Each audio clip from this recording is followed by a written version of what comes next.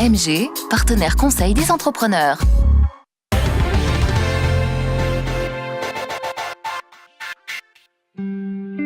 La coopérative laitière du Beaufortin, c'est une coopérative qui a un peu plus de 50 ans.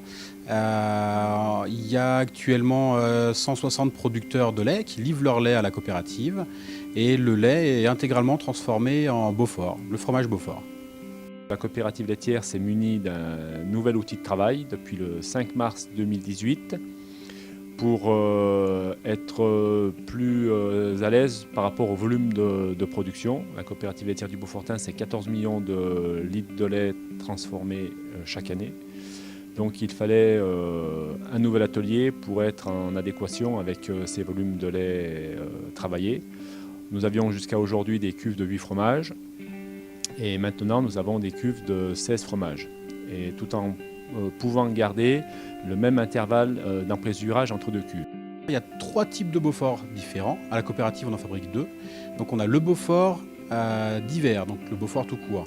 C'est un Beaufort qui est fabriqué entre le mois de novembre et le mois de mai, quand les vaches sont à l'étable, qu'elles mangent du foin.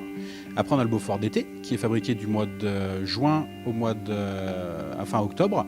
Là, les vaches sont dehors, elles mangent de l'herbe, des fleurs. Donc on est sur un fromage qui sera beaucoup plus fruité, beaucoup plus fondant au niveau du goût.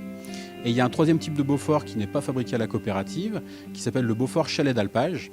Là, c'est un Beaufort qui est fabriqué de la mi-juin à la mi-septembre, directement par le producteur, directement sur place, en alpage, uniquement avec le lait de son troupeau.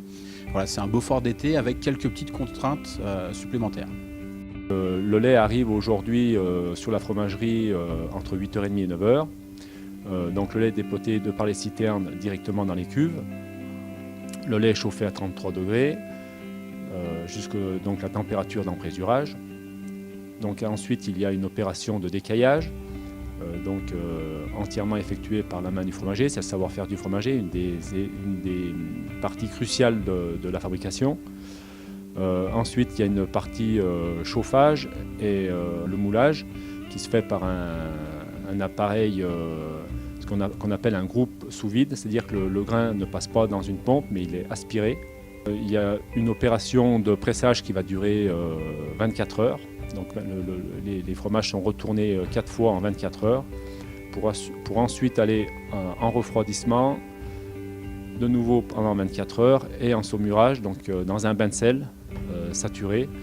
Et ensuite le fromage part en cave où il va y rester 5 mois minimum, sachant que le vieillissement moyen à la coopérative est entre 8 et 9 mois pour offrir à nos clients des valeurs organoleptiques les plus favorables qu'on puisse offrir.